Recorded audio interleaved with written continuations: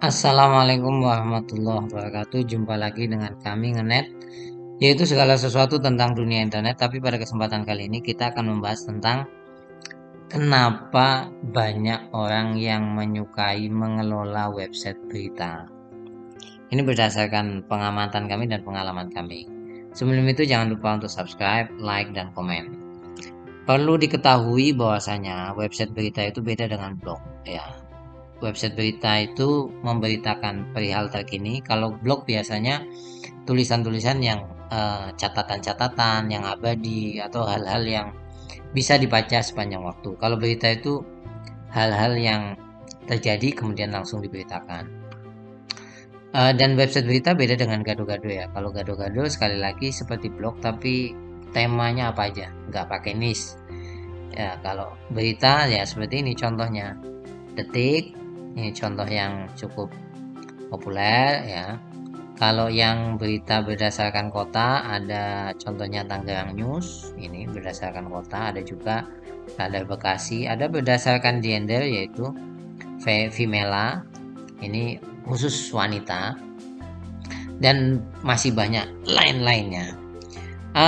Kami akan membahas beberapa sisi yang mungkin Anda perlu ketahui. Pertama, kenapa banyak orang menyukai website berita? Karena sumber atau ide untuk menulisnya tidak begitu susah. Kenapa saya katakan demikian? Anda tinggal menulis ulang saja berita-berita yang memang terjadi terkini, baik dari website Indonesia atau website luar negeri. Contoh misalkan kalau sekarang terjadi Liga Champion ini, ya Anda tinggal tulis sebelum jam 5 pagi. Karena apa? Biasanya hasil Liga Champion itu kan dibaca setelah subuh, biasanya orang baca seperti itu. Dan berita keluar itu juga cepat setelah pertandingan dari website-website luar negeri itu muncul. Nah, jadi secara bahan itu tidak susah. Ya, secara bahan tidak susah. Jadi Anda tinggal memiliki kemampuan menulis ulang saja. Itu yang pertama. Yang kedua adalah website berita itu memiliki kunjungan yang lumayan banyak dibandingkan blog seperti kita ini yang pribadi ya. Nyari 100 visitor aja susahnya bukan main. Kalau website berita itu lumayan banyak. Contoh sederhana, Tangerang News ini untuk satu berita dia dibaca sampai 3.371. Ya mungkin yang standar 500-an atau 600-an menurut saya itu sudah banyak ya. Dibanding blog pribadi seperti kita-kita yang 50 ya. Ini cukup banyak. Apalagi website-website seperti Detik ya. Sebagai gambaran, kami sudah mengukur di website SimilarWeb ya. Kalau Detik itu satu bulannya itu sampai mendapatkan kunjungan 166 juta. Ya, jadi kalau dibagi 30 satu hari sekitar 5 jutaan lah pengunjung. Bayangkan, 5 juta pengunjung ini. Itu tentu sangat luar biasa. Ya, nggak usah website besar, misalnya website kecil ya. Kita lihat misalkan yang khusus perempuan tadi ya, Vimela. Ini juga sampai 16 juta satu bulan. Jadi satu harinya itu bisa sekitar 500.000. Wow, ini pengunjung yang sangat banyak sekali. Ya, jadi cukup menggiurkan. Bahkan kalau website berita seperti Tangerang News ini bisa jadi sekitar, kita lihat Tangerang News. Nah, sambil menunggu kita lihat ini sudah keluar. Ini satu bulannya 280.000. Itu juga banyak, sangat banyak sekali. Jadi itulah salah satu kenapa orang itu tergiur dengan mengelola website berita. Kalau visitornya udah banyak, maka potensi penghasilannya akan banyak. Contoh misalkan, kalau website berita seperti Detik ini, iklannya tidak hanya AdSense ya. Ini bisa iklan dari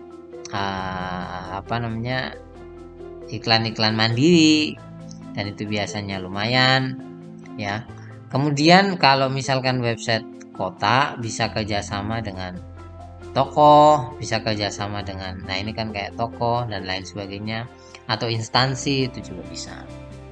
Ya, itu juga bisa menjadi sumber pendapatan lah, ya kan, seolah-olah iklan mandiri seperti itu.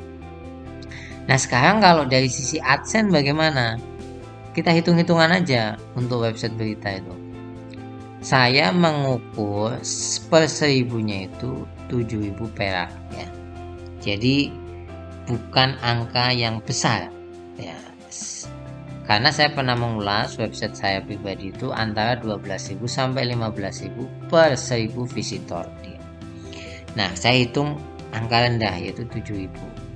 Nah, kalau 3.000 visitor satu postingnya, maka satu posting nilainya 21.000, satu tulisan. Itu menurut saya cukup banyak. Kalau kita posting 10 kali, ya satu hari 210.000. Sudah misalkan website kecil saja lah, satu hari satu posting misalkan 1.000 visitor, ya nilainya kan 7.000 rupiah. Tapi kalau kita website berita, saya pernah menyampaikan minimal kan 15 ya, 10 15 lah, kali 15 ya 105.000 satu harinya. Anda bisa meluangkan waktu misalkan 3 jam gitu, 105.000 menurut saya nilai yang cukup lumayan ya. Hasilnya 3.150.000 selama 1 bulan. Mari kita lihatlah rasio yang saya buat untuk website-website besar. Contoh misalkan untuk detik.com, dari AdSense aja, dia dengan 166 juta visitor, maka kalau AdSense-nya rendah ya 7.000 rupiah, maka sebulan itu mendapatkan 1 miliar. Ini kalau AdSense-nya rendah. Kalau 10.000 bagaimana? Ya 1,6 miliar. Bayangkan. Ini rasio yang saya buat. Bisa jadi salah, tapi pengalaman kami seperti ini. Kalau misalkan menghitung rasio pendapatan AdSense, Vimela yang tadi saya buat itu, ini dengan rasio 7.000 per 1.000 visitor, maka akan mendapatkan 117 juta satu bulan. Jadi ini angka yang menurut saya fantastis. Itulah kenapa banyak orang yang menyukai untuk menggeluti dunia website berita. Kami sudah ulas bagaimana cara memelihara website berita di video yang lain. Anda tinggal melihat saja kuncinya dan lain sebagainya. Salah satu yang akan kami jelaskan adalah bagaimana cara meningkatkan visitor website berita dengan sharing di media sosial dan sharing di WhatsApp, karena memang salah satu kunci website berita adalah sharing itu. Terima kasih banyak, sampai ketemu lagi. Kalau ada pertanyaan, ada komentar, silahkan cantumkan. Semoga bermanfaat. Jangan lupa untuk subscribe, like, dan komen. Assalamualaikum warahmatullahi wabarakatuh.